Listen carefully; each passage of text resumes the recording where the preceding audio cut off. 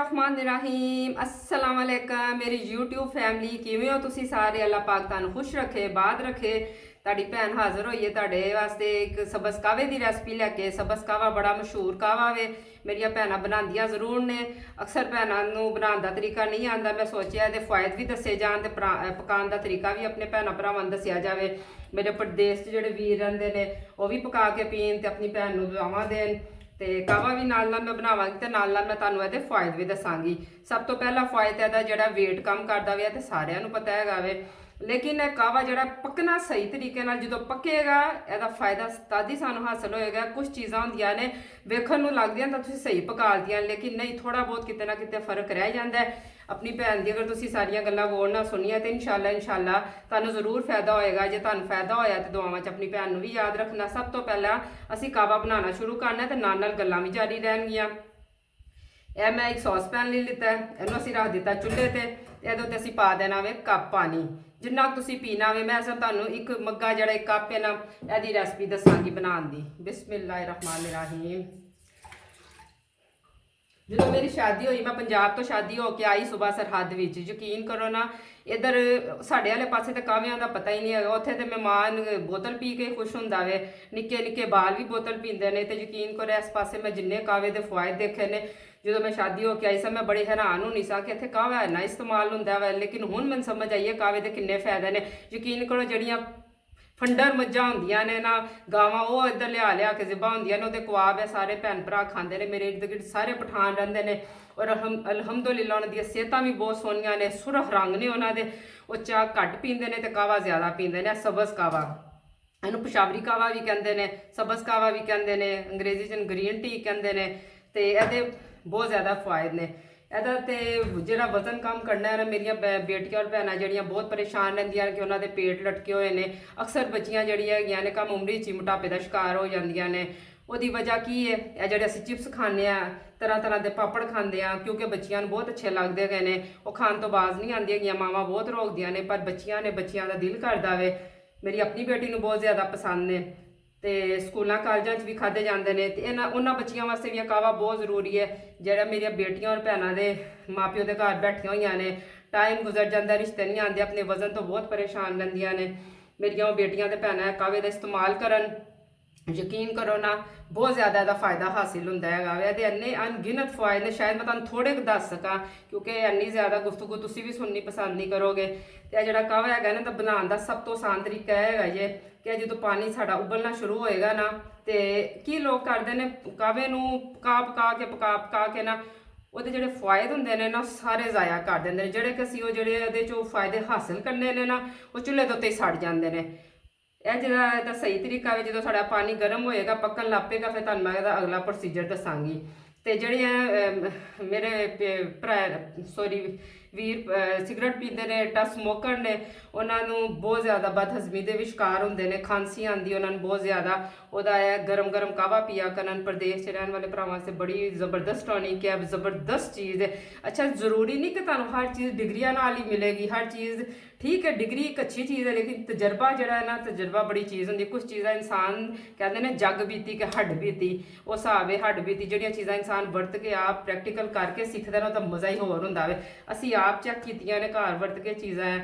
मैं कोई हकीम नहीं हाँ, डॉक्टर नहीं हाँ, लेकिन यही गल है तजर्बा बहुत होंदा वे। तजर्बे नाल इंसान बहुत कुछ सीख जाता वे।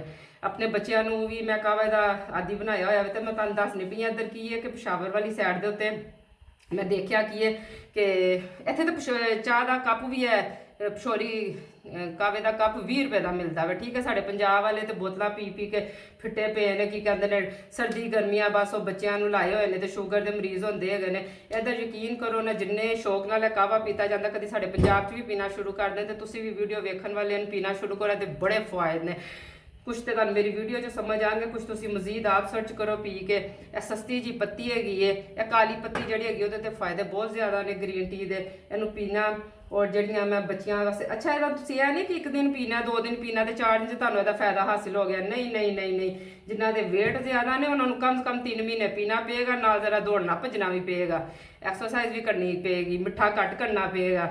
मैं तुहानूं अपनी पिछली वीडियो च भी दस्सिया वे, अगर तक छोटी मक्खी का शहद मिल जाए तो सुभान अल्लाह, उसका इस्तेमाल करोगे ਇਹ ਮੈਂ ਨਾਲ ਚੁੱਲ੍ਹਾ ਵੀ ਤੇਜ਼ ਕਰਦਾ, ਗੱਲਾਂ ਗੱਲਾਂ ਦੇ ਵਿੱਚ ਮੈਂ ਚੁੱਲ੍ਹਾ ਹੀ ਘੱਟ ਰੱਖਿਆ ਹੋਇਆ ਵੇ।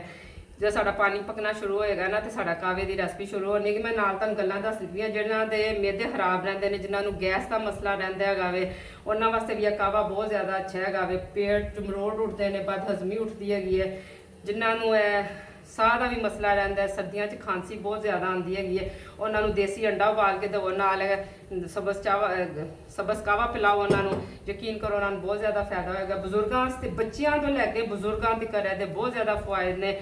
ਕਹਿੰਦੇ ਨੇ ਕਿ ਇਹ ਕੈਂਸਰ ਤੋਂ ਵੀ ਬਚਾਉਂਦਾ ਵੇ। ਅੱਲਾਹ ਪਾਕ ਐਸੋ ਜਿਹੀ ਬਿਮਾਰੀਆਂ ਦਾ ਨਾਂ ਨਹੀਂ ਲੈਣਾ ਚਾਹੀਦਾ। ਅੱਲਾਹ ਪਾਕ ਬਚਾਇਆ ਹੋ ਜਾ ਬਿਮਾਰੀਆਂ ਤੋਂ, ਲੇਕਿਨ ਕਹਿੰਦੇ ਨੇ ਕਿ ਇਹ ਕੈਂਸਰ ਤੋਂ ਵੀ ਬਚਾਉਂਦਾ ਵੇ।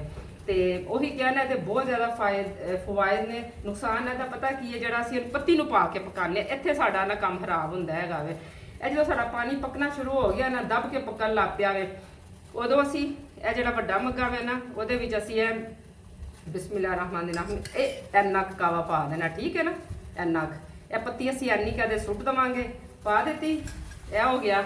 ਇਸ ਤੋਂ ਬਾਅਦ ਅਸੀਂ ਕੀ ਕਰਨਾ ਵੇ, ਇਹਦੇ ਉੱਤੇ ਢੱਕਣ ਦੇ ਦਿੱਤਾ ਤੇ ਇਹਦੇ ਚੁੱਲ੍ਹਾ ਅਸੀਂ ਕਰ ਦੇਣਾ ਬੰਦ। ਜੇ ਤੁਹਾਨੂੰ ਲਾਚੀ ਪਸੰਦ ਹੈ ਤੇ ਲਾਚੀ ਵੀ ਪਾ ਸਕਦੇ ਹੈਗੇ ਹੋ, ਉਹਦਾ ਵੀ ਫਾਇਦਾ ਹੀ ਫਾਇਦਾ ਵੇ। ਲਾਚੀ ਤੇ ਵੀ ਮੈਂ ਇੱਕ ਵੀਡੀਓ ਬਣਾਵਾਂਗੀ, ਮੈਂ ਹਰ ਚੀਜ਼ ਦਾ ਵਾਰੀ-ਵਾਰੀ ਤੁਹਾਡੇ ਨਾਲ ਇਨਸ਼ਾਅੱਲਾ ਆਪਣੇ ਤਜਰਬਾਤ ਤੁਹਾਡੇ ਨਾਲ ਸ਼ੇਅਰ ਕਰਾਂਗੀ।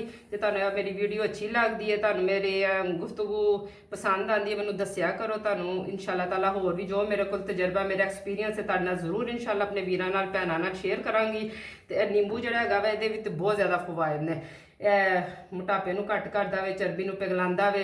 ਤੁਹਾਨੂੰ ਮੈਂ ਕਿਹਾ ਨਹੀਂ, ਇਹਦੇ ਪਿਸ਼ਾਵਰ ਵਾਲੀ ਸਾਈਡ ਦੇ ਜਿਹੜੇ ਚਬਲੀ ਕਬਾਬ ਮਿਲਦੇ ਨੇ, ਲੋਕ ਬਹੁਤ ਜ਼ਿਆਦਾ ਖਾਂਦੇ ਨੇ, ਸਾਨੂੰ ਵੀ ਬਹੁਤ ਮਜ਼ਾ ਆਉਂਦਾ। ਸਾਡੇ ਖਾਨ ਭੈਣ ਭਰਾ ਜਿਹੜੇ ਨੇ ਪਠਾਨ ਬੜੇ ਮਹਿਮਾਨ ਨਵਾਜ਼ ਨੇ, ਔਰ ਮਾਸ਼ਾਅੱਲਾ ਨਾ ਘਰ ਜਾਓ। ਮਹਿਮਾਨ ਨਵਾਜ਼ੀ ਤੇ ਮੈਂ ਸਿੱਖੀ ਇੱਧਰ ਆ ਕੇ। ਯਕੀਨ ਕਰੋ ਸਾਡੇ ਪੰਜਾਬ ਨਾਲੋਂ ਇਹ ਸਰਹੱਦ ਵਾਲੇ ਬਹੁਤ ਅੱਗੇ ਨੇ। ਬਹੁਤ ਜਿਸ ਤਰ੍ਹਾਂ ਅਸੀਂ ਕਿਤਾਬਾਂ 'ਚ ਸੁਣਿਆ ਸੀ, ਉਸੇ ਤਰ੍ਹਾਂ ਮੈਂ ਦੇਖਿਆ ਵੇ। ਅਲਹਮਦੁਲਿਲਾ ਬਹੁਤ ਜ਼ਿਆਦਾ ਮਹਿਮਾਨ ਨਵਾਜ਼ ਹੁੰਦੇ ਨੇ, ਦਿਲ ਖੁਸ਼ ਹੋ ਜਾਂਦਾ ਇਹਨਾਂ ਦੇ ਘਰ ਜਾਓ। ਚਾਹ ਤੋਂ ਲੈ ਕੇ ਖਾਣੇ ਤੱਕ ਬਹੁਤ ਖਿਦਮਤ ਕਰਦੇ ਨੇ। ਆਹ ਕੀ ਪਿਲਾਉਂਦੇ ਨੇ ਸਾਨੂੰ, ਇਹ ਸਬਜ਼ ਕਾਵਾ ਪੀ ਕੇ ਬਹੁਤ ਜ਼ਿਆਦਾ ਦਿਲ ਖੁਸ਼ ਹੁੰਦਾ। ਜਿਹੜੇ ਫਸੇ ਹੋਏ ਡਕਾਰ ਨੇ, ਸਾਹ ਦੀ ਨਾਲੀ ਦੀਆਂ ਰੁਕਾਵਟਾਂ, ਪਿਸ਼ਾਬ ਦੇ ਤੁਹਾਨੂੰ ਜਿਹੜੇ ਮਸਲੇ ਮਸਾਇਲ ਨੇ, ਉਹ ਤੁਹਾਡੇ ਸਹੀ ਹੋ ਜਾਣਗੇ।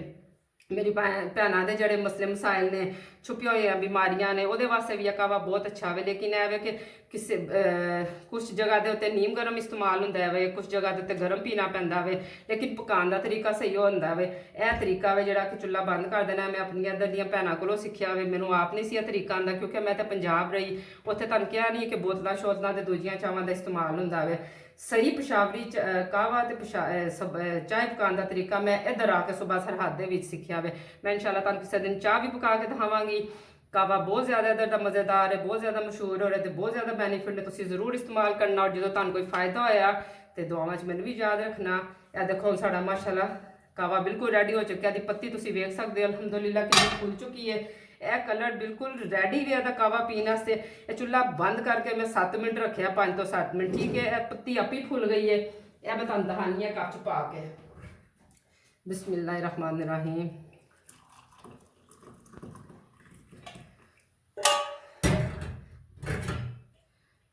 ਵੇਖ ਸਕਦੇ ਹੋ ਮਾਸ਼ਾਅੱਲਾ ਦਾ ਕਲਰ ਕਿੰਨਾ ਖੂਬਸੂਰਤ ਨਿਕਲਿਆ ਵਾ। ਇਹਦੇ ਵਿੱਚ ਤੁਸੀਂ ਹੁਣ ਭਾਵੇਂ ਗੁੜ ਪਾ ਲਵੋ, ਭਾਵੇਂ ਤੁਸੀਂ ਮਿੱਠਾ ਪਾ ਲਵੋ, ਚੀਨੀ ਦੀ ਪਾ ਲਵੋ, ਜਾਂ ਤੁਸੀਂ ਸ਼ਹਿਦ ਪਾ ਲਵੋ। ਛੋਟੀ ਮੱਖੀ ਦਾ ਸ਼ਹਿਦ ਲੱਭ ਜਾਇਆ ਕਰੇ ਤੇ ਸਰਦੀਆਂ ਨੂੰ ਬਾਲਾਂ ਸੇ ਸੰਭਾਲ ਕੇ ਰੱਖਿਆ ਕਰੋ। ਉਹਦੇ ਬਹੁਤ ਫਾਇਦੇ ਨੇ, ਉਹ ਵੀ ਤੁਹਾਨੂੰ ਮੈਂ ਜ਼ਰੂਰ ਦੱਸਾਂਗੀ ਇਨਸ਼ਾਅੱਲਾ।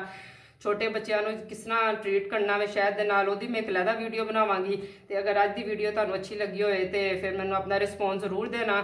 ਪਿਆਰਾ ਜਿਹਾ ਲਾਈਕ ਕਰਨਾ, ਚੈਨਲ ਨੂੰ ਸਬਸਕ੍ਰਾਈਬ ਕਰਨਾ ਤੇ ਵੀਡੀਓ ਨੂੰ ਬਹੁਤ ਜ਼ਿਆਦਾ ਅੱਗੇ ਸ਼ੇਅਰ ਕਰ ਦੇਣਾ।